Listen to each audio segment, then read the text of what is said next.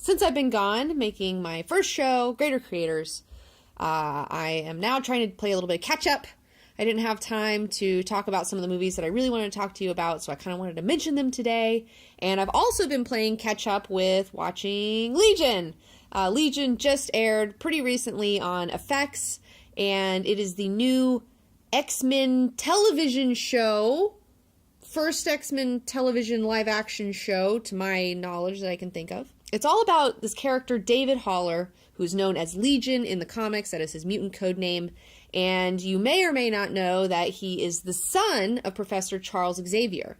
He's also schizophrenic, and he's a super powerful Omega-level mutant, and he's a very unreliable narrator, if you will.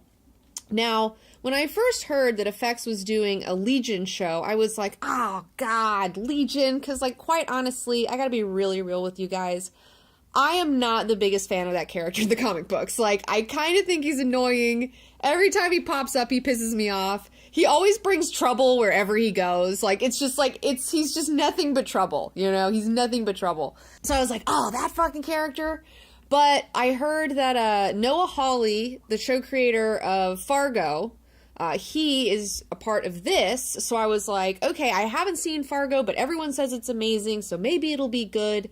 And also, Dan Stevens is playing the role of Legion, and I love Dan Stevens. I loved him as Matthew in Downton Abbey. I loved him in The Guest. He's an actor that I've been watching. I think he's a really fantastic actor, and I'm really excited for him, and I want to see him do well. So I put aside my hatred for anything that Fox produces that's X-Men, and I sat down and I got on Amazon and I watched the pilot. You can watch it for free on Amazon, and I was blown away. I was really blown away. Everyone who told me not to worry because Noah Hawley was in charge, you guys were right. You guys were right, because this guy is really talented. He's a very, very talented man who has other talented people working with him. And I'm so excited to see somebody who actually gives a shit, who's going to do something creative and fun with the mutants for once, you know? Like, it's just like, So, yeah, I watched the pilot. I was really excited about it. I love the use of color in this show. The sets are amazing. The costuming, the design work, I mean, the cinematography, everything was just, like, it really blew me away. It was just really beautiful, and I was really shocked to see something this cool. It's not what I expected. So the first episode opens up with Dan Stevens' character, David Haller, and he's in a mental institution. We don't know kind of exactly why, and the thing about this is like, this episode is cut up, so you're kind of going back and forth, and he meets this girl while he's in the institution, and they instantly become boyfriend-girlfriend, although she doesn't ever want to be touched, you know, and so there's some weird things going on. Like I said, the thing to know is that he is a very unreliable narrator, so within the show, like, I'm not entirely sure if everything that's going on is real or not, you know, so keep that in mind while you're watching the show. There were some really cool scenes, especially one where some reality got warped and all these, like, mental patients got put back into their rooms, and then the doors were, like, there was no doors on the walls and, like, crazy stuff like that. That was a lot of fun. There was a really great pin to the face that I was like, oh, I did not expect to see someone get a pin stuck in their face. I thought that was really wonderful. There was some really great shots of just David when he had one of his freakouts and his telekinetic powers start going nuts and, like, all the stuff in the kitchen is flying around him. It was just absolutely gorgeous. So yeah, I'm pretty much all in on this one. Like, I'm really excited. I can't believe I'm saying I'm excited about an X-Men franchise, because you know me, I've been really disappointed in the movies and the Singerverse in general. I just don't like Bryan Singer's vision. It's not for me. It's not what I would like to see. But this is definitely more in the direction of what I would like to see going on with the X-Men. I love colored lighting, man. Like, I fucking love colored lighting, obviously. And so I love seeing it used, and I love seeing a colorful show about mutants, you know, because mutants are colorful characters. I mean, look at all of their costumes. I mean, they're super nuts. So, yeah, I'm really excited. I'm excited for Legion. I think you guys should check it out. It has my stamp of approval thus far. We'll see where it goes. I have no idea where it's going. I don't want to know where it's going. I just want to go in cold and go on this journey wherever it leads. And one thing that I think is really well done within the show is the fact that it is so chopped up. You've got flashbacks and flash forwards and flash sideways and flash upside downs, and you don't know if you're in his mind, if you're in a memory, if you're in the past, like, and usually I find that to be annoying and confusing. But with this show, I felt like it was done so well. It was just super solid. It didn't annoy me. It didn't upset me. They're using it in a way that makes sense. Like, the thing that I like most about this show is that I feel like I'm in the hands of someone who's capable, who cares, who knows what they're doing, who's taking me somewhere that I want to go, even though I don't know where that is. So, yeah. Good job, Noah Hawley. Good job, effects. Good job, Dan Stevens. Great job, Legion. Go watch it. It has the CBG stamp of approval. Yes. I also want to give a quick shout out to Split.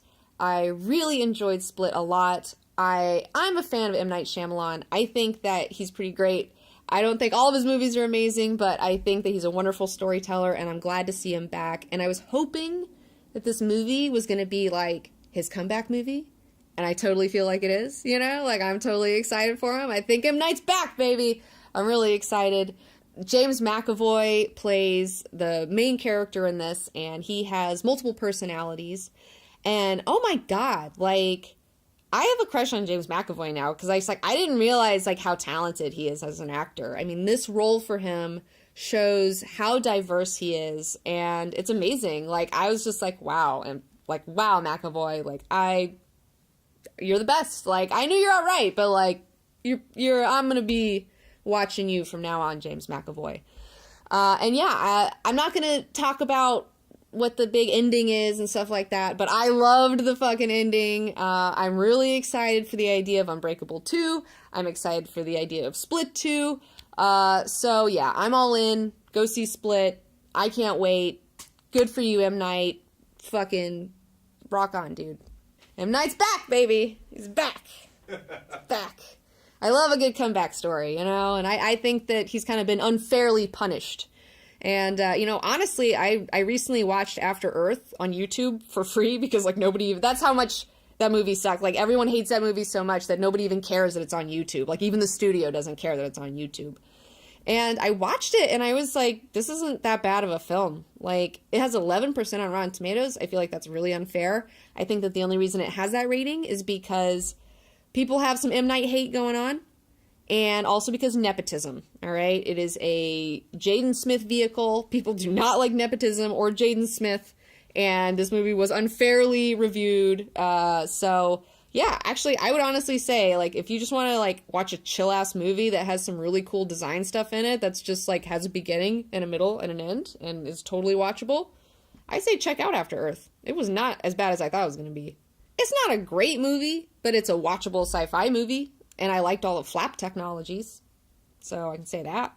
So we've got the CBG-19 stamp of approval for Legion, Arrival, and Split. And my Shyamalan universe. Just just rain it on me. Rain it on me. That was weirdly sexual. Whatever. And don't forget to check out Greater Creators, our new show on the Go90 platform. Every Tuesday, there's a new episode. Our first episode that came out is Jack Kirby.